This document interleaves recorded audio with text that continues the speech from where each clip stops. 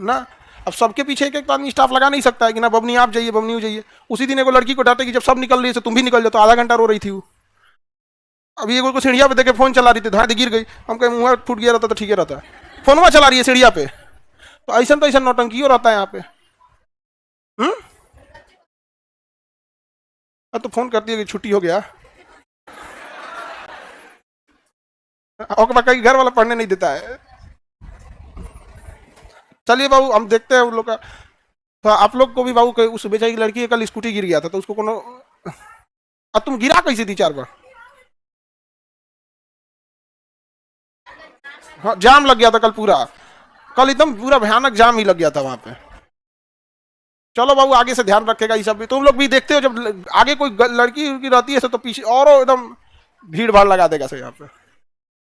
चढ़ा दिया करो स्कूटिया। तो अब नहीं समझी, ज्यादा नौटंकी करे सब तो। नहीं नहीं नहीं, तुम आज ट्राई करना। तुम आज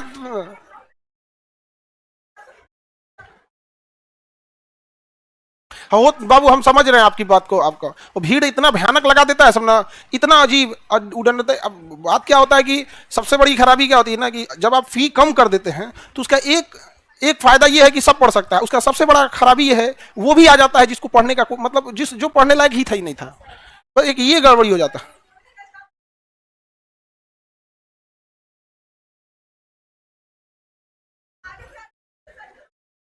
बैठ जाओ अपनी। और तो कैंप भीड़ भाड़ में इतना एक साथ में छुट्टी भी हो जाता है कैंपस में, आगे जाम ना लगेगा यहाँ पे। एक सबसे बड़ा दिक्कत है कि बन रहा है ना सामने वाला, वरना उस आप लोग को उधर से जाना ही नहीं पड़ता। और एक और चीज होता है ना कि उधर से हम लोग का जब बैच छुट्टी होता है तो एक देखिएगा मेंटेलिटी, गर्ल्स का छुट्टी होगा तो ना कोई अपना निकलेगा ना कुछ, यहाँ आप लोग को निकाला जाता है ये सब चीज़, और थोड़ा सा लंबा पड़ जाता है। ये जैसे बन जाएगा तो आप लोग शॉर्टकट में इधर से निकल जाते थे। और क्लास का टाइमिंग पे भी ध्यान दीजिएगा, क्योंकि छुट्टी के टाइम पे कभी आप लोग कोई व्हीकल्स लेके नहीं निकलिएगा, क्योंकि कब जाके जाम लगता है एग्जैक्ट अगर टाइम होगा ना, जैसे एग्जैक्ट 10 बजेगा तो 10 से 10:15 कैंपस में ना एकदम भीषण जाम रहेगा वहां पर। बस ये वाला टाइम में बेचारी घिर गई थी 10 बजे। तो एग्जैक्ट एग्जैक्ट 10 बजे आप निकाल लेंगे, 10 से 10 के बीच में 15 मिनट के गैप में। 10:30 में कौन बैच छूटेगा?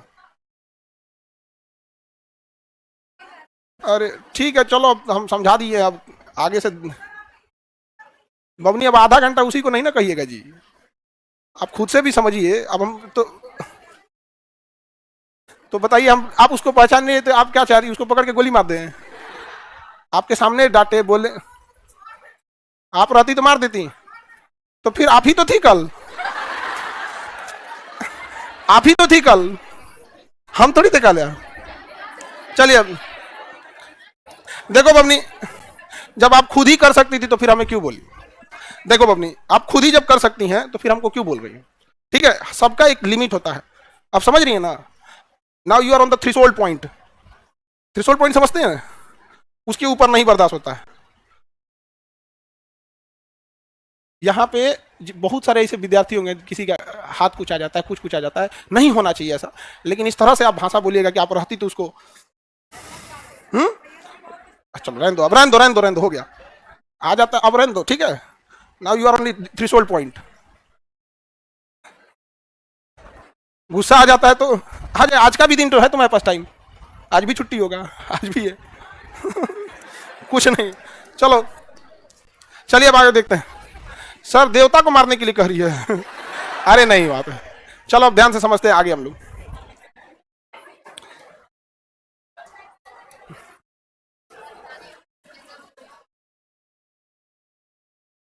कांग्रेस पे की गई टिप्पणियां पढ़ा दिए थे, भूमि सुधार भी पढ़ा दिए थे, मजदूर संघ भी पढ़ा दिए थे। नहीं पढ़ाए थे? मजदूर संघ ने पढ़ना ही क्या है, पढ़ा देते हैं यहाँ पे। इससे पहले ये भूमि महालवाड़ी रैयतवाड़ी ये सब पढ़ा दिए थे ना। आज तो आपका मजदूर संघ दिल्ली दरबार पढ़ा देंगे तो ये खत्म हो जाएगा आपका। उसके बाद आजादी के बाद की चीजें आएगी। अधिवेशन में नौ अधिवेशन तो पढ़ाई दिए।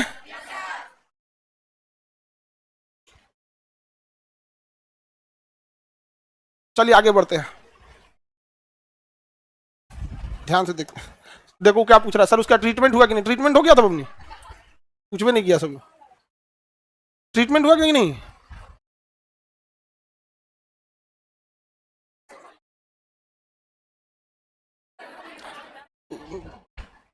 चलिए, कल से पूरा सड़क खाली रखना है। हाँ, क्या जी?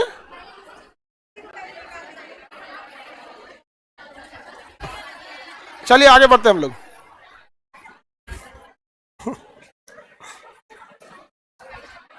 मजदूर संघ के बारे में देखते हैं। देखो भाऊ, अंग्रेजों ने सबसे पहला बात तो एक संघ बनने नहीं दिया। संघ मतलब है यूनियन। जब आप यूनियन में जाते हैं, किसी चीज का यूनियन बना लेते हैं, तो उससे आपकी मजबूती आती है बात कहने की। यूनियन की एक फायदा ये होता है कि कोई व्यक्ति का नाम नहीं आता है, क्योंकि किसी व्यक्ति को आप दबा सकते हैं। लेकिन अगर आप यूनियन बना लेंगे ना, तो सारे यूनियन वाले कहेंगे कि भाई यूनियन का ऐसा कहना है यहाँ पे। जैसे अभी एडीआर है, association for Republic reform, ADR, ये एक संगठन है, एनजीओ है। ये चुनाव आयोग को और सरकार को ऐसा ऐसा चीज पे ले जाकर फंसा देता है। इलेक्टोरल बॉन्ड का केस यही किया था। इतना सुधार कर रहा है। अभी इसके वेबसाइट पे जाके देखिएगा किस कैंडिडेट पर कितना मुकदमा चल रहा है, कितनी संपत्ति, सारा डिटेल रख के भरे हुए हैं यहाँ पर। तो ये एडीआर जो है, ये एक संगठन है। उसी तरह अंग्रेज जब थे भारत में, तो भारतीयों पे बहुत अत्याचार करते थे। सब भारतीयों पे क्या करते थे? बहुत अत्याचार करते थे। अब जब भारतीयों पे अत्याचार, तो भारतीयों ने सोचा कि क्या किया जाए, एक संगठन बनाया जाए। एक संगठन तो लेकिन बनने नहीं देते थे, जिसका दो कारण था। एक, इन लोग के अंदर संगठनात्मक गुण भी नहीं होता है, और खास करके इंडिया में ना संगठनात्मक लोग बहुत कम मिलेंगे। अगर आप किसी को संगठन में बनाइएगा ना, तो उसको जिम्मेदारी दीजिएगा तो जिम्मेदारी नहीं निभाएगा, बल्कि सोचेगा कि संगठन का सबसे पावरफुल जगह पे जाकर बैठ जाए। हथियाने वाली टेंडेंसी बहुत ज्यादा होती है। आप अपना कोई दुकान खोलिएगा, यहाँ किसी आदमी को देखिएगा, वो देखेगा दुकान चल रहा है, सोचेगा मालिक बन जाए हम यहाँ पे। तो एक बहुत बड़ी खराबी है, और इससे पूरा भारत का त्रस्त है यहाँ पर। उसको अपना काम छोड़ के सबका काम दिखेगा। वो खराब काम कर रहा है, ठीक से नहीं किया, टाइम से नहीं आया, उसको मतलब दुनिया दिखेगी, अपना नहीं दिखेगा। तो दो रीजन था। एक, संगठन में बहुत बार आपको बर्दाश्त करना पड़ता है, अकलेल बकलेल सब आ जाएगा संगठन में, उसके लिए आपको क्या करना पड़ेगा? बर्दाश्त करना। दूसरा क्या होता है, एक अंग्रेज भी नहीं चाहते थे संगठन बने, तो कई बार संगठन बनाने की कोशिश किया गया था। और इसी क्रम में 1870 में बंगाल में क्या कहता, शिलापाद बनर्जी थे, इन्होंने स्थापना करने की प्रयास किया था। कहां पर? बंगाल में। उन्होंने मजदूरों के लिए क्या बनाया था? एक क्लब बनाया था। क्या बनाया था? क्लब बनाया था। समझा गया? और भारत श्रमजीवी नामक क्या निकाला था? पत्रिका। तो भारत में मजदूरों का पहला क्लब कब बना था? अब क्लब आप भी बना सकते हैं। क्लब में क्या होता है, अपना एक ग्रुप बना लीजिए और उससे कोई काम कर लीजिए, क्लब वगैरह बना के। जैसे बड़े शहरों में देखिएगा, कोई क्लब बना लीजिए, क्लब में बड़े बड़े लोगों को जोड़ लीजिए, और एक कोई जगह ले लीजिए उसका, जिसमें क्लब की मीटिंग होगी, और बड़ा जगह ले लीजिए। जब मीटिंग रहेगा तो मीटिंग खाली टाइम में किसी मैरिज हॉल को दे दीजिएगा। मैरिज हॉल में दिक्कत नहीं होता है, एक दिन में ब्याह शादी करके वो चल जाएगा। और किसी को दे दिए रहने के लिए, लो और आ जाएगा। और किसी को खाली भी कराइएगा तो कुछ नियम कानून होता है ना, कि ऐसा ही कर देगा भाई यहाँ से। जैसे आप ही लोग जिस लॉज में रहते हैं उसमें खाली कराएंगे तो उनको भी टाइम लग जाएगा। लेकिन अगर वही होटल रहता, जिस लॉज में आप लोग रहते हैं वही लॉज ना होकर होटल रहता, 2 दिन में खाली हो जाता, अगले दिन खाली हो जाता। कोई होटल में कोई कितना दिन का बुकिंग रखता है? 1 दिन, 2 दिन, 3 दिन, इससे ज्यादा तो कोई नहीं जाता है। तो वही क्लब वलब बना सकते हैं। तो पहला क्लब बनाया था इन्होंने। तो क्लब बनाने के क्रम में ठीक था, लेकिन इसके बाद बहुत सारे संगठन बने। लेकिन अंग्रेजों ने क्या किया था, उस ज्यादातर संगठनों को तोड़ दिया था। लेकिन भारत में प्रथम श्रमिक संघ, ये क्लब बन गया, और प्रथम श्रमिक संघ बना था। तो प्रथम श्रमिक, क्लब से कोई मतलब नहीं है, तो बस एक ये है कि क्लब जो था एक ग्रुप था वहां पे। लेकिन प्रथम श्रमिक संघ बंबई में बनाया गया, जिसमें हैंड एसोसिएशन था। जो बंबई में कपड़ा बुनने वाले बुनकर थे, उनका वो लोग मिल में काम करते थे। तो जो भी मिल में काम करने वाले थे, उस समय की मशीनरी इतनी अच्छी नहीं थी। 1890 का समय में इतनी मशीनें कहाँ थी, तो हाथ से कपड़े बीने जाते थे। तो हैंड जो लूम था, जो काम करने वाला, उसे हैंड लूम कहा जाता है। तो उस समय जो एसोसिएशन बनाया गया था वो हैंड मिल एसोसिएशन था। कहाँ का? बंबई का। तो भारत का पहला बताइए तो श्रमिक संगठन कौन था? बंबई में क्या था? मिल हैंड एसोसिएशन। मिल हैंड एसोसिएशन किसने बनाया था? लोखंडे ने। किसने बनाया? कब बनाया? 1880। हाँ, 1890 में। कब? 1890 में क्या बनाया गया? मिल हैंड एसोसिएशन बनाया। क्या बनाया गया? मिल हैंड एसोसिएशन बनाया। किसने बनाया? लोखंडे ने। मिल हैंड एसोसिएशन। और ये भारत का पहला क्या था? श्रमिक संघ। क्या था? श्रमिक। उसके बाद बहुत सारा आंदोलन हुआ, और कभी आंदोलन चलते थे और कभी आंदोलन नहीं चलते थे। भारत का प्रथम आधुनिक मजदूर संगठन, ये आधुनिक से मतलब नहीं है, बस आपको क्या याद रखना है? पहला याद रखना है। अब जब भी कोई चीज स्थापित हो जाएगा तो उसका अपडेट तो होते रहेगा, आधुनिक तो होते रहेगा। जो पहला मोबाइल देखेंगे तो लोढ़ा बराबर था, अब धीरे धीरे क्या होगा, अब तो घड़ी में मोबाइल आ गया है। दुका घड़िया में से टिप टॉप करता है, सब बतियाते रहता है। स्मार्ट वॉच, और उसमें बड़ी बड़ी बड़ी सब उसमें रहता है, घड़ियां भुकभुकवा रहता है, 2-4 नए बटन दबाएगा सब, उसमें दुका मैसेजो पढ़ लेता है सर। ये है ना, ये कहाँ बिकता है? मेला में। हम लोग के टाइम में यही से घड़िया मेला में बिकता था यहाँ पे। हाँ, तो मेला वाला है। हाँ, कंपनी वाला है। चलिए, तो हम आप लोग बहुत एडवांस हो गए लोग। पूछे तो हमरा एक बार बुझे भी नहीं कर रहा उसमें क्या क्या कर रहा है। कनेक्ट टू योर मोबाइल, हम कह रहे मोबाइल तुम क्या छुएगा, मोबाइल से टच हो जाता है। और कहीं आदमी का घड़िया हाथ तो धोने में छूट गया तो मोबाइल से कनेक्ट रहेगा, हाँ दूर जाके तो हट जाता है।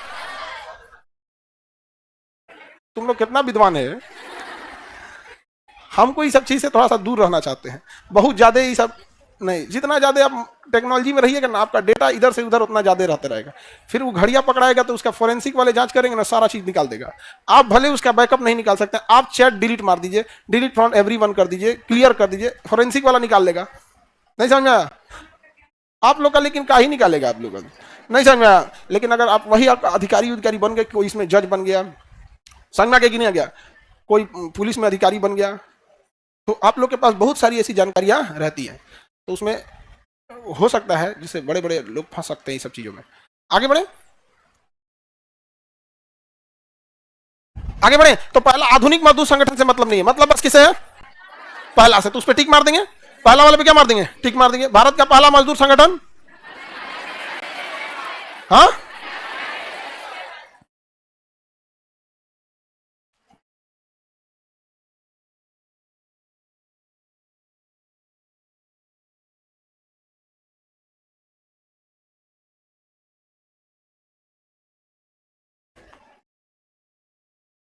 आगे बढ़े। लेकिन क्वेश्चन में ये वाला पूछेगा, 1920 का all India Trade Union Congress, ये बड़े लेवल पे था। इसे लाला लाजपत राय ने इसे एक नया रूप दे दिया 1920 में, all India Trade Union Congress. 1920 All India Trade Union Congress, 1920 में लाला लाजपत राय ने क्या बनाया? All India Trade Union Congress, all India Trade Union Congress. कई बार इसका शॉर्ट कटवा दे देता है, तो आप शॉर्टकट से पढ़े रहेंगे ना। लाला लाजपत राय की हेल्प किसने किया था? एमएन जोशी। लेकिन मुख्य काम किसने किया? लाला लाजपत राय, लाला लाजपत राय। बाद में इसका नेतृत्व अलग अलग जाते गया, लेकिन 1920 में स्थापित सबसे बड़ा मजदूर संगठन कौन था? All India Trade Union Congress. और भारत का पहला मजदूर संगठन, हाँ, Bombay Mill Hand Association, Bombay Mill Hand Association. But वो सीमित कहां तक था? बॉम्बे तक। बट ये All India Trade Union Congress नाम है, क्या है? ऑल इंडिया हो गया। क्या हो गया? ऑल इंडिया हो गया, हाँ ऑल इंडिया। किसी को कोई दिक्कत? अब गांधी जी ने भी किए थे। गांधी जी क्या किए थे कि ये ज्यादातर जो हथकरघा उद्योग के मजदूर थे, उन लोगों के लिए इन्होंने क्या किया था? काम किया था। गांधी जी अहमदाबाद में, इनका साबरमती आश्रम है, तो साबरमती आश्रम में इन्होंने जो कपड़ा मिल में काम करने वाले मजदूर थे, उनके लिए एक एसोसिएशन बनाया, तो लेबर एसोसिएशन बनाया। बट वो लेबर एसोसिएशन बेसिकली किस उद्योग के थे? कपड़ा उद्योग। तो कपड़ा उद्योग को टेक्सटाइल इंडस्ट्री कहते हैं। क्या कहेंगे? टेक्सटाइल। और टेक्सटाइल इंडस्ट्री की एक खासियत है, उसके लिए अच्छा क्लाइमेट चाहिए होता है, अच्छा मौसम चाहिए, जो समुद्र के किनारे ही ज्यादातर अवेलेबल हो पाता है। तो गुजरात महाराष्ट्र के आसपास का एरिया देखेंगे ना, वहाँ क्लाइमेट उसी टाइप का है जहाँ टेक्सटाइल उद्योग हो जाएगा। वरना कानपुर का टेक्सटाइल उद्योग बर्बाद हो गया, कहाँ चल पाया कानपुर का। हालांकि कानपुर में एक समय था बहुत बेहतरीन टेक्सटाइल उद्योग था वहाँ पे। तो महात्मा गांधी ने जो किया वो किसके लिए किया? हाँ, टेक्सटाइल के लिए। तो महात्मा गांधी ने अहमदाबाद में, जो देखिए महात्मा गांधी ने 1918 में ही क्या, कौन सा आंदोलन किया था? अहमदाबाद मिल मजदूर एसोसिएशन। कौन सा? अहमदाबाद मिल। और वहीं उसी समय उन्होंने क्या बनाया था? Textile Labour Association, Textile Labour Association, Textile Labour association. तो पूरे एसोसिएशन में आपको 3 एसोसिएशन नहीं भूलना है, पूरे एसोसिएशन में 3 एसोसिएशन नहीं भूलना। कौन कौन सा?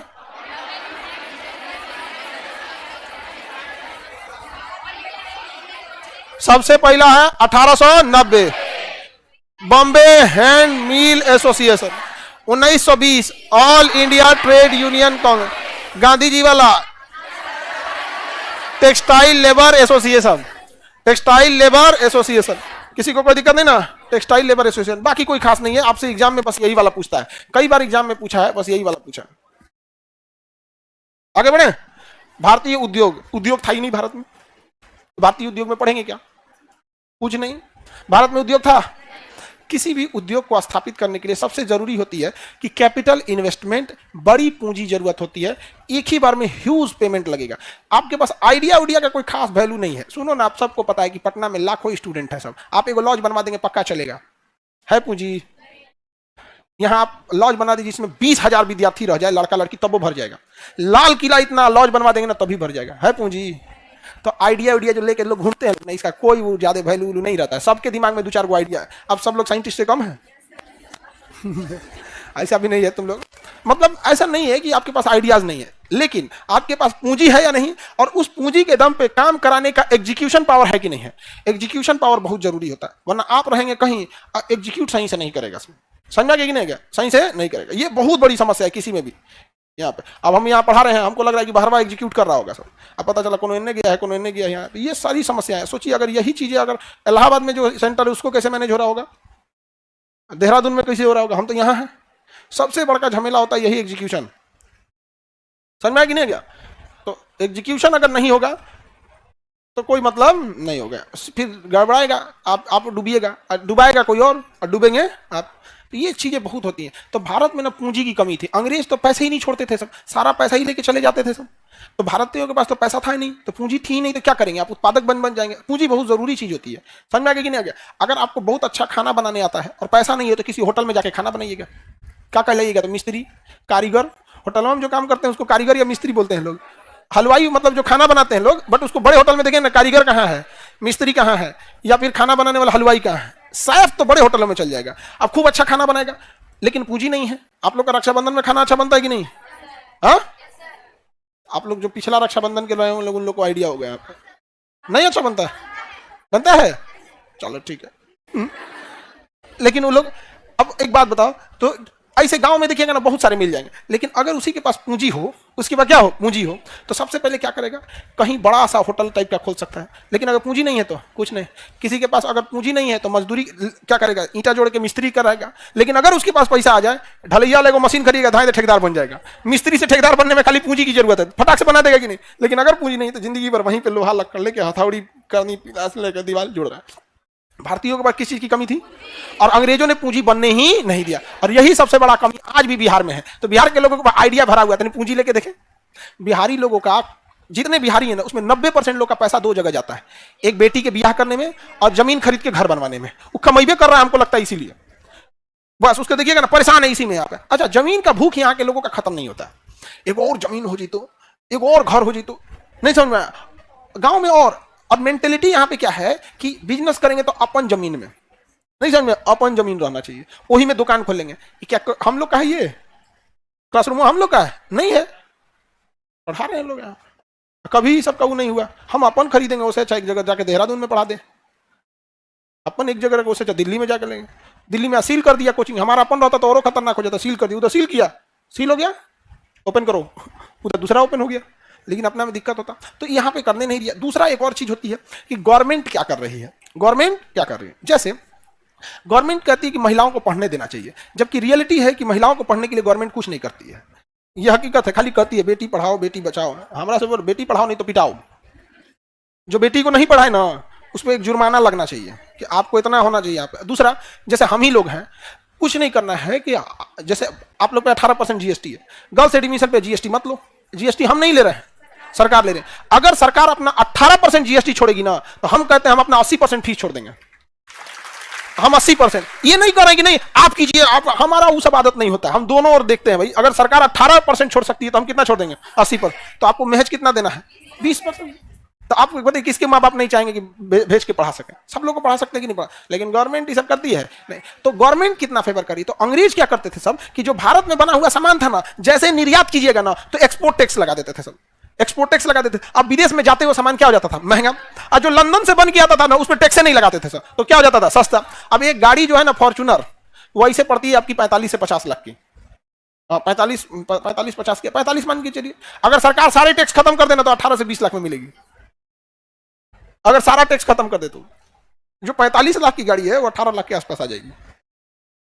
और एक्चुअल 18 लाख में ही सारा डील होता है, बाकी सब कहां जाता है, ये टैक्स वो टैक्स, जीएसटी, रोड टैक्स, दुनिया भर का मत पूछिए आप। तो आप बताइए कितना महंगा पड़ जाएगा कि नहीं। और यही तो गनीमत है, फॉर्च्यूनर वो भारत में बनता है, और भारत से बन के फॉर्च्यूनर कहां जाता है, बांग्लादेश में। अब बांग्लादेश का होता है कि इस पर हम और टैक्स लगाएंगे। अरे भैया, भारत सरकार अपने चूस ली थी, भारत सरकार अपने क्या हुआ, तो एकदम खा गई उसका टैक्स लेकर। जैसे वो बांग्लादेश में जाएगा ना, बांग्लादेश में पड़ेगा 1 करोड़ 60 लाख का, क्योंकि फिर बांग्लादेश क्या लगाएगा, इंपोर्ट ड्यूटी, इंपोर्ट टैक्स लगाएगा। वो कितना पड़ेगा, 1 करोड़ 60 लाख का। समझ में आ रहा है। अभी बताओ, बॉर्डर बांग्लादेश भारत के पास में है, रात बिरात कोनो फॉर्च्यूनर हिला देगा कि नहीं। यहाँ 45 लाख का खरीद के हिला दो, वहां कितना बढ़ जाएगा, 1 करोड़ 60 लाख में। बहुत फायदा है, सोच रही वहीं जाए, मत जाना, पकड़ा जाओगी ना बस बांग्लादेश में बुढ़ापा बीतेगा। ये सब एक्सपोर्ट इंपोर्ट में जो पकड़ाता है सब ना, बहुत कड़ा सजा होता है यहाँ पे। सिंगापुर में अगर पकड़ा गए तो देखेगा कोई देख नहीं रहा, मारिए देता है सब। पहले सिंगापुर जो था ना, वो कोई देश बहुत मतलब इस तरह का नहीं था। सिंगापुर अमीरों का अड्डा था। जितने बड़े बड़े अरबपति खरबपति है ना, ये पानी वाली जहाज वाले लेके जाता था सब, और सिंगापुर में बैठ के दारू उरू पिएगा सब, सिगरेट पिएगा सब, एकदम मस्त। घरे यहाँ क्या पता है, बिजनेस टूर पे गया, बिजनेस टूर पे गया। तो सिंगापुर देखा कि आता तो है ये सब हमारे पास है, खाली दारू शराब बंद करके इनको बिजनेस में ले आते हैं। तो धीरे धीरे धीरे धीरे इंफ्रास्ट्रक्चर बिल्ड करते करते करते आज देखिए सिंगापुर में बड़ी बड़ी बिजनेस मीटिंग कहाँ हो रही है। भारत में आएगा, जाम में फंस जाएगा, नहीं समझ में आया, फिर कंप्लेन होने लगेगा बेचारी को, देखो अरे तुम लोग इसमें क्या कर रहे हो, उसका दिक्कत है। आगे बढ़े, अभी हम पढ़ा रहे हैं ना, सही बताते हम पढ़ा रहे हैं, लेकिन मेरे दिमाग में जैसे बैचवा खत्म होगा ना, आज बहुत बढ़िया बढ़िया से क्लास लगाएंगे हम पढ़ा भले रहे हैं। हाँ, इतना बड़ा गलती होता है, बड़ा छोटा सा मतलब नहीं है। हम क्या कहते हैं कि हमको एक चीज से एलर्जी है, टाइम पे कोई काम कर दो और जो बोला गया वो करो। जैसे हमको अगर खाना खाना है ना, अब हम खाना खाएंगे आपको, तो हमको इससे मतलब नहीं है कि खाना तुम अच्छा बनाया खराब, जो बोले वो बनाओ और जितना टाइम बोले वो बनाओ, कच्चा रहे सड़ल रहे, उससे हमको वो सब चीज़ नहीं है यहाँ पे। मेरे लिए टेस्ट मायने नहीं रखता है, हमारे लिए अभी सबसे जरूरी चीज़ है तो टाइम। सबसे दिमाग जरता है पता है कब, जब कोनो टाइम पे ले आकर चाय रख देगा या कॉफी रख देगा, इस सोचो नहीं 10 मिनटों को ठंडा को ले जाओ यहाँ से, तो अभी क्लास खत्म होगा ना तभी एक और क्लास लगेगा। हाँ, अरे हम छोड़ रहे हैं, जब हम बाहर तक लगाए हैं वहां पे तो था कहां सब, एकदम सच बता रहे हैं ना, नहीं देख रहे हो।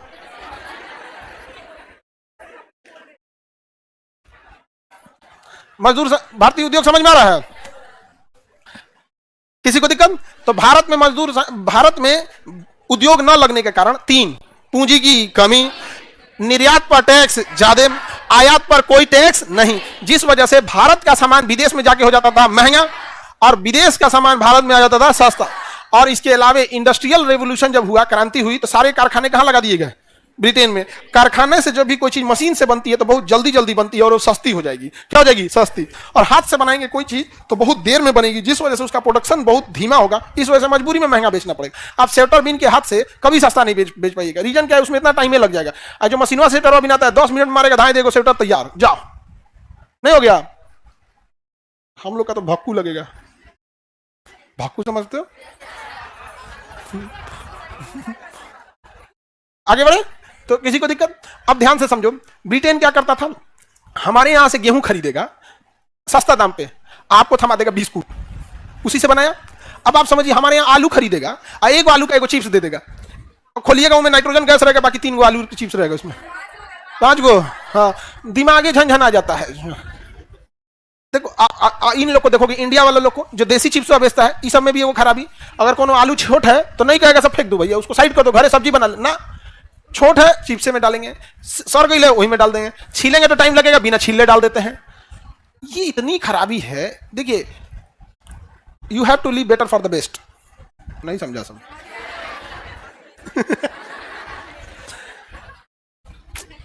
मतलब आपको अगर बहुत अच्छा, गुड मतलब होता है अच्छा, बेटर मतलब और अच्छा, बेस्ट मतलब और अच्छा, तो you have to live good, मतलब आपको अच्छे से छोड़ना होगा अगर आप बहुत अच्छा चाहते हैं। तब अगर आप सीढ़ी पे चढ़ना चाहते हैं तो पिछली सीढ़ी को छोड़ना पड़ेगा, लेकिन आप उसको छोड़ना ही नहीं चाहिए तो क्या होगा? आगे नहीं जा पाएंगे। और ये हम लोग की मेंटेलिटी बड़ी उटपटांग होती है यहाँ, तो आपको कुछ ना कुछ क्या करना पड़ेगा, छोड़ना ही पड़ेगा यहाँ पे। अगर सपोज आप देखिएगा ना, किसी सब्जी उब्जी वाले का 2-4 को आलू गड़बड़ हो जाएगा, सोचेगा 1 को मैं हटा दें। ईमानदारी होती है भैया, अगर खराब हो गया है तो आपकी गलती से हुआ है, उसको साइड कर दो।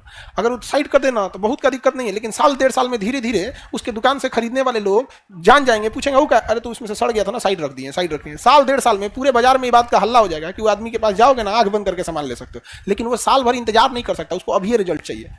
लो, हर चीज आप समझ रहे हैं कि कोई चीज अगर जहाज उड़ रही है तो रनवे पे कितना दौड़ी होगी, आपको उड़ते दिख रहा है, वो जो दौड़ रही थी वो तो नहीं दिखा।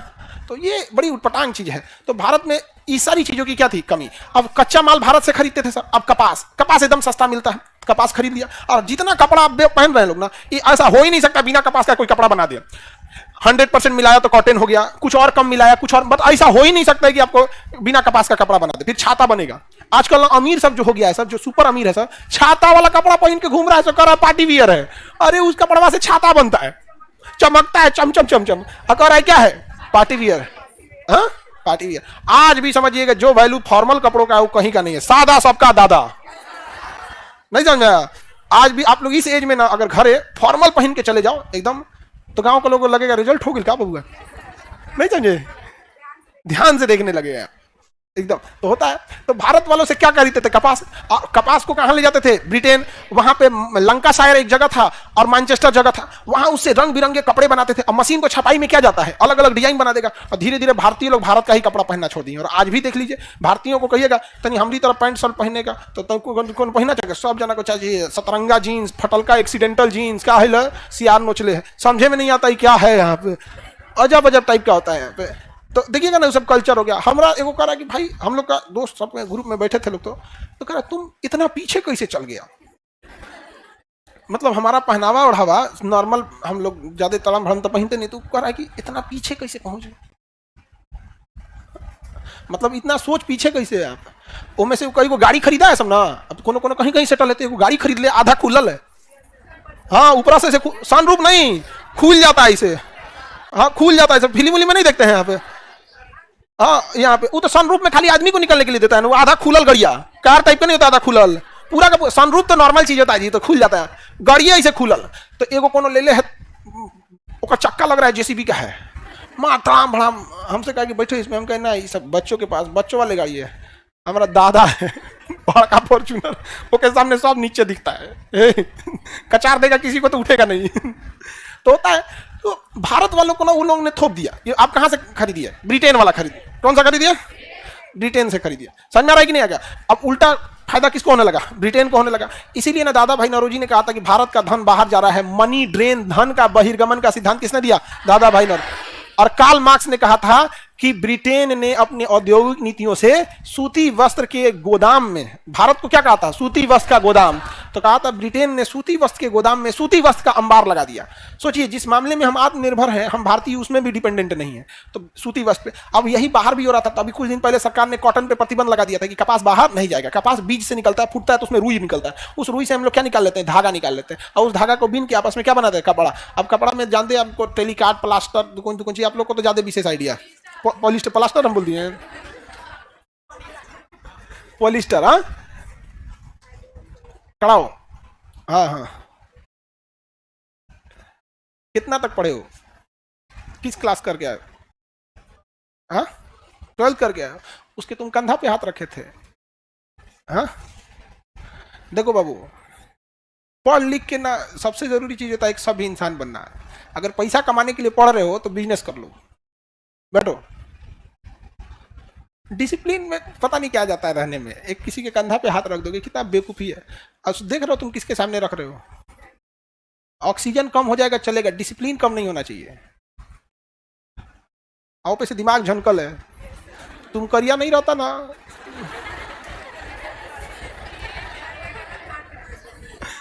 देखते थोड़ा सा गुस्सा ठंडा गया एकदम, देवता सबको देख के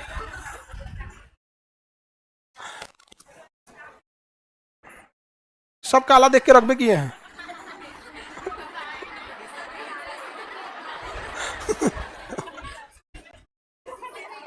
हाँ? सुमन रात में किसी को दौड़ा देता ना, वो ये सोचेगा ही नहीं कि किसी इंसान ने दौड़ाया है। रात बिरात सही में वो सबसे जिसको खतरनाक धोना रहता है उसी को दे देते हैं, नहीं समझे। जैसे उसका लड़किया को स्टूडियो ढकेल के गिरा दिया ना, अगर मिल जाए ना अभी सीसीटीवी कैमरा में, तो पकड़ के उसको इसी को दे देंगे, सही में बहुत। चलिए आगे बढ़ते हैं। तो उद्योग समझ में आ गया। तो उद्योग में कुछ है नहीं। अब देखिए भारत के उद्योग कैसे बर्बाद। लखनऊ का प्रिंटेड वाला वस्त्र, मलमल के कपड़े, ये सब की मांग ब्रिटेन में ज्यादा था, लेकिन ब्रिटेन ने भेजा ही नहीं। लखनऊ का आज भी एक कपड़ा फेमस है, चिकन। लखनऊ का जो सूट होता है उसको चिकन सूट बोलते हैं, उसी का कुर्ता भी बनता है। तो कुर्ता वगैरह कोई आजकल तो कुर्ता बहुत कम लोग पहन रहे हैं, लेकिन महिलाओं में चिकन सूट बहुत फेमस है। तो आप में जो पढ़ी लिखी महिलाएं होंगी ना, वो उनका पसंद वाला चीज है यहाँ पे। बाकी सब तो ही चंपई, सतरंगा, ये सब दुकान दुकान चीज पहन के, चिकन खाने वाला चिकन नहीं। अब बहुत महंगा आता है, बहुत महंगा आता है। आप में कितना लोग को पता है? अब सब हाथ उठा देगी, जानते क्या है? हमको तो पढ़ा लिखा ऐसा कोई नहीं है पढ़ा लिखा है। कपड़ा में पढ़ा लिखा के क्या मतलब है? यहाँ पे जिसको जो चीज पसंद उस हिसाब से पहने। उसको ना उसकी सिलाई जो रहती है ऊपर से दिखते रहेगी। जो पहली बार देखेगा तो कहेगा उल्टा का हो, नहीं उल्टा नहीं, यही सीधा है। तो चिकन होता है। तो इसका डिमांड कहां था? लखनऊ में बनता है, ब्रिटेन में। लखनऊ में बनता है, डिमांड कहां था? ब्रिटेन में। अंग्रेजों ने उसमें इतना हाई इंपोर्ट ड्यूटी लगा दिया कि ब्रिटेन में जाके वो महंगा हो जाता था।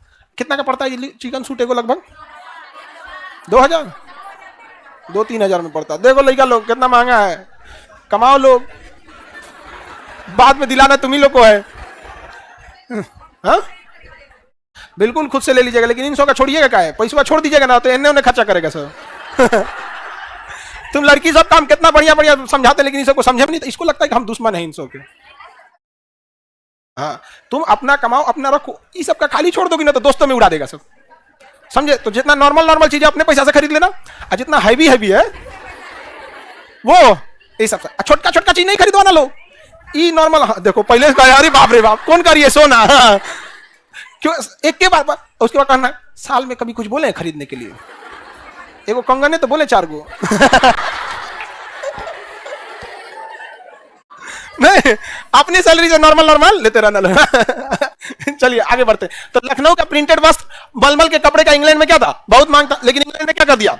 इंपोर्ट ड्यूटी लगा के वहां पर कर लगा दिया। क्या लगा दिया? टैक्स, भारी टैक्स लगा दिया, जिस वजह से क्या हो गया? महंगा हो गया। और यहाँ पे उद्योग इन्हें लगा, भारतीय उद्योग सूती वस्त्र पहला उद्योग था जिसमें भारतीयों को पूंजी लगाया गया था। भारत का आधुनिक स्तर पर प्रथम सूती वस्त्र 1818 में कलकत्ता में कहा लगाया गया था, लेकिन ये क्या हो गया? असफल हो गया। तो हमको क्या मतलब है असफल होने से? भारत का प्रथम सूती वस्त्र कारखाना जो था मुंबई में लगाया गया, इसे मुंबई में कवास जी डागर ने लगाया था। ये नाम कई बार पूछा हुआ है। तो भारत का पहला सूती वस्त्र कारखाना किसने लगाया? कवास जी डागर। कवास जी डागर। जूट का पहला कारखाना कहां लगाया गया? कोलकाता में। जूट का कारखाना हाँ किसने लगाया? ऑकलैंड। जूट कारखाना ऑकलैंड। सूती वस्त्र का कारखाना कवास जी डागर। सूती वस्त्र का कारखाना कवास जी डागर। सूती वस्त्र का कारखाना कवास जी डागर। कवास जी डागर। भारत में चीनी उद्योग सबसे पहले बिहार के कहां लगाया गया? बेतिया में। आज ये कारखाना बंद हो गया है। आप में है कोई बेतिया?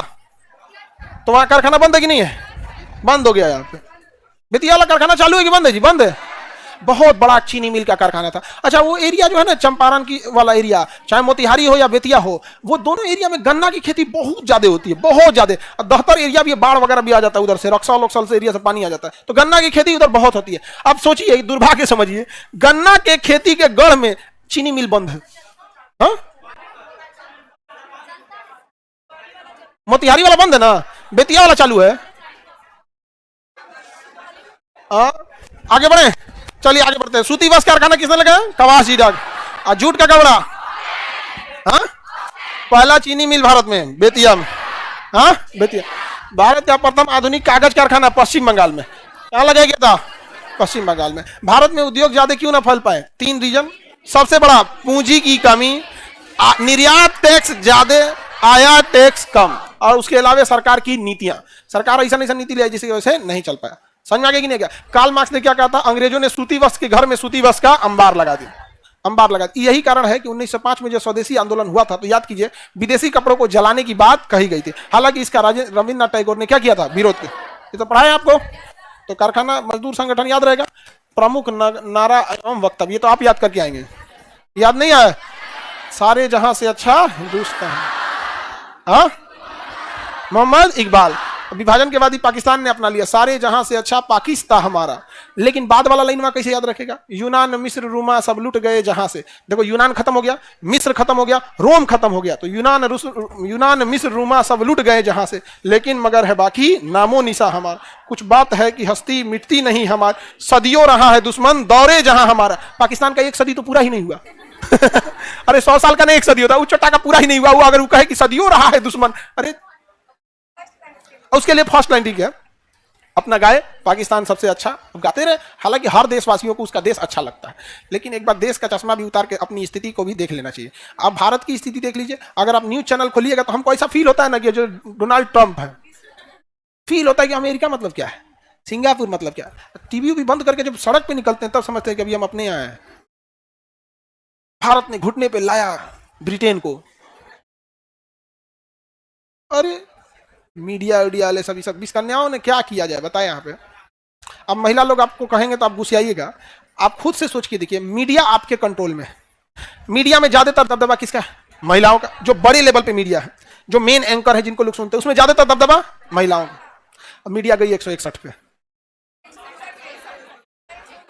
हाँ भाई 169 भाई, कौन मार बहुत बढ़िया है? 159 है, कौन बढ़िया है? 160 मान लीजिए तो कौन सा बढ़िया है? तो आप लोग संभालिए इस चीज को, क्योंकि आपके ऊपर जिम्मेदारी है यहाँ पे। अपनी बहन को आप ही समझाइए ना। हाँ, अरे हमें बहनियों तो है वो उसमें मीडिया में, अरे वो बैल है पूरा, नहीं समझा? पता नहीं कैसे रख लेता है। हमरा मिल गई मुंबई में तो हम भागने लगे, पूछने लगे कि हमको आप बकलोल बोले, तो हमरा से झूठ बोलल नहीं जाता। हम कहते हाँ है तो बोले, हमारा बोलल नहीं जाता है झूठ। हम कहते खराब लगेगा तो कहेंगे लगे तो लगे, ऐसा है कोई तो हमारा अच्छा नहीं लगता है भाई। बात है जो बोलो तुम्हें, हम तो हम कहेंगे हट जाओ ना, तो बवाल हो जी तो जा। इसीलिए सही बोली देखो यहाँ पे कि उसको पता है वो बकलोल, इसीलिए नहीं पूछी। अब पूछती तो हम बोल देते, इसमें गलत क्या है? आप पूछ देते, बाकी लोगों से भी पूछ लीजिए। वंदे मातरम, बंकिम चंद्र, विजयी विश्व तिरंगा प्यार, ये नारा तो आप लोग खुद से याद करके आएंगे। अब बाकी तो आपको पता ही है, मेरे शरीर पे पड़ी एक एक लाठी, लाला लाल, संपूर्ण क्रांति, जय जय जगत, दिनों वेदों की ओर लौटो, स्वराज मेरा जन्म सिद्ध, सरफरोश की तमन, इंकलाब जिन, दिल्ली चलो, तुम मुझे खून दो, हे राम, करो या मरो, आराम हराम है। आराम हराम कहाँ गया? उसी में तुम लोग गड़बड़ा जाओगे। आराम हराम वाला ध्यान से नहीं दिया इसमें, आराम हराम जवाहरलाल नेहरू, उसी में गड़बड़ाओगे और किसी में नहीं। समझ आ गया कि नहीं आ गया? अंग्रेजों भारत छोड़ो। ये देखो ये क्या कह रही है, हम देखो हमारा बिया एक शराबी से फिक्स किया जा रहा है, हमको नहीं करना है तो नहीं करना है, तो इसमें कौन सा बड़ा चीज है? इस तरह मना करिएगा थोड़ी हो जाता है उस समय यहाँ पे। उसे सीधे मना करने में कौन चीज जाता है? उसको कह दो हमारा किसी और से बिया करना, अपने साइड हो जाएगा वो। चाहे कह दो हमारा उम्र 45 साल है, और क्या? ऐसे सबसे खतरनाक होता है एज वाला, जहां बोल दीजिएगा 40-42 है तो कहेगा लगते तो नहीं, तो मट्टी है, ऐसा है। शराबी उराबी से करेंगे लोग तो आप अपना हिसाब देखिएगा फ्यूचर में।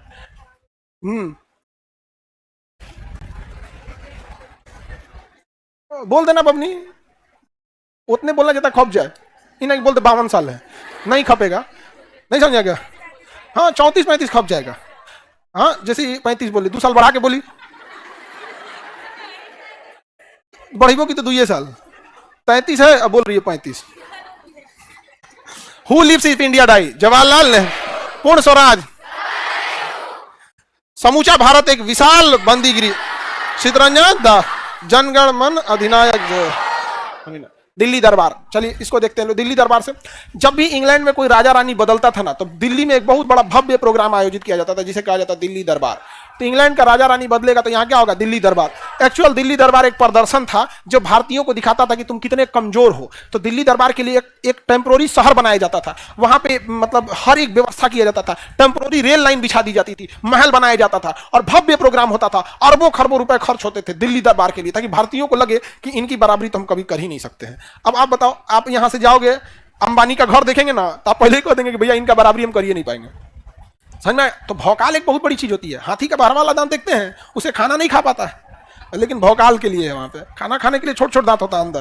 तो ये भौकाल के लिए दिल्ली दरबार का आयोजन किया जाता था कि पुलिस सिक्योरिटी ये सब चीज देख के, अब जैसे भारत में ही देखिएगा, आरडीसी परेड देखेंगे रिपब्लिक डे पे या लाल किला पे, तो आपको फील होगा कि भारत कितना शक्तिशाली है। वो प्रदर्शन है एकदम, वहां पे एयरफोर्स, नेवी, थल सेना, पुलिस, सारा चीज चाक चौबंद इतना जबरदस्त रहेगा ना, आपको फील आएगा चाइना, ब्रिटेन, नाटो वोटो मतलब क्या होता है, अकेले जीत जाएंगे तृतीय विश्व युद्ध।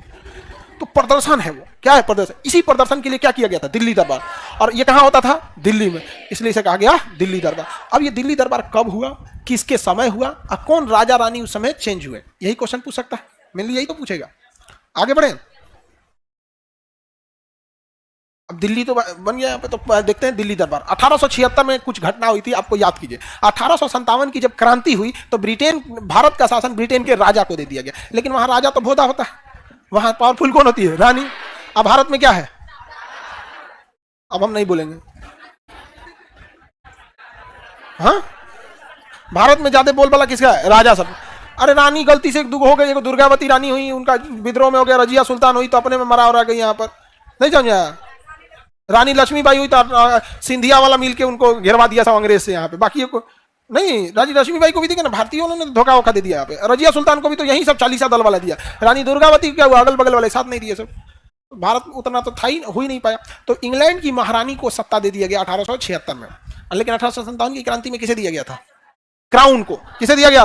क्राउन। क्राउन मतलब, हाँ, क्राउन मतलब राजा को दिया गया था। ताज यानी राजा को, राजा ही ताज पहनता, वहां तो रानी भी पहनती है इस ताज। हाँ, वो रानी भी वहां पे पहनती, वहां रानी का बहुत बोलबाला है, दबदबा है वहां पे। आगे बढ़ते हैं हम लोग। तो 1876 में 1857 की क्रांति हुई थी और यहाँ लोग को विद्रोह की भावना थी कि एक बार तो और मारेंगे लोग जबरदस्त। तब तक 1876 में भारत का शासन किसे दिया गया? ब्रिटेन की महारानी। इस खुशी में 1876 के टाइम लॉर्ड लीटन था, उसी ने 1878 में वर्नाकुलर एक्ट लाया था। याद कीजिए, 1878 में वर्नाकुलर एक्ट कौन लाया था? तो लॉर्ड लीटन को कहा गया कि कोई ऐसा काम करो कि भारतीयों के दिल में डर बैठ जाए। तो उन्होंने कहा कि हम इतना पैसा दिखा देंगे ना कि लोग को लगेगा कि पैसा पे कोई छुआ सकता है, और सेना इतना जबरदस्त दिखा देंगे जिसका कोई हद नहीं। तो लॉर्ड लीटन ने दिल्ली में एक बहुत बड़ा दरबार बनाया, दिल्ली दरबार। लाखों लोगों के आने की व्यवस्था, खाने पीने की व्यवस्था, हर एक मनोरंजन और पूरी सिक्योरिटी सिस्टम, इतना भव्य प्रोग्राम किया। तो लोगों को देख के नहीं लग जाता है, किसी का शादी ब्याह में देखिएगा इतना भव्य रहेगा तो लोग कहेंगे बाप रे बाप कितना बड़का आदमी होगा हो। ऐसे गाँव में देखते हैं कि नहीं देखते? खाना पीना बढ़िया खिला देता है। तो अन्ना तो ऐसा देखिएगा, पानी मांग रहे हैं तो कौन चल गया उनने। तो दिल्ली दरबार किसके समय आयोजित हुआ? किस खुशी में? राजा से छीन कर शासन महारानी को दे दिया गया। सार्वजनिक तौर पे 1870 में महारानी विक्टोरिया को भारत का क्या घोषित किया गया? साम्राज्य ही घोषित किया गया। और उसे क्या दिया गया? कैसरे हिंद। क्या दिया गया? कैसरे हिंद की उपाधि दी गई। तो भारत का शासन किसे सौंप दिया गया था? विक्टोरिया, महारानी विक्टोरिया को। जबकि उसी समय भारत में क्या पड़ा हुआ था? अकाल पड़ा था। भारत में क्या पड़ा था? अकाल। और अंधाधुंध पैसा खर्चा किया जा रहा था। अब भारतीय जनता के हित में तो इन्होंने कभी ध्यान नहीं रखा और जबरदस्त पैसा खर्चा कर रहे थे, या वर्चस्व को दिखाने के लिए था। किसे दिखाने के लिए था? समझ में आ गया? और महारानी विक्टोरिया के खूब याद में बातें कही गई। महारानी विक्टोरिया इतनी महान है, इतनी दयालु है, ये है वो है। और उसकी याद के लिए विक्टोरिया मेमोरियल बनाया गया कलकत्ता में। मेमोरियल मतलब यादगार, विक्टोरिया का यादगार। कहां पे बनाया गया? Victoria memorial. समझ में आ गया कि नहीं आ गया? यहाँ पे उस सबका नाम नहीं बदलना चाहिए, विक्टोरिया मेमोरियल का नाम ही चेंज कर देना चाहिए। समझ में आ गया कि नहीं आ गया? अब देखिए क्या कर रही है महारानी, करी इसमें महारानी कही थी कि यह अवसर हमारे प्रजा और हमारे बीच मधुर संबंध स्थापित करेगा। हाँ, मधुर संबंध स्थापित करेगा यहाँ पर। तो बेशुमार पैसा खर्चा किया गया था। पहला दिल्ली दरबार किस उपलक्ष्य में? राजा से शासन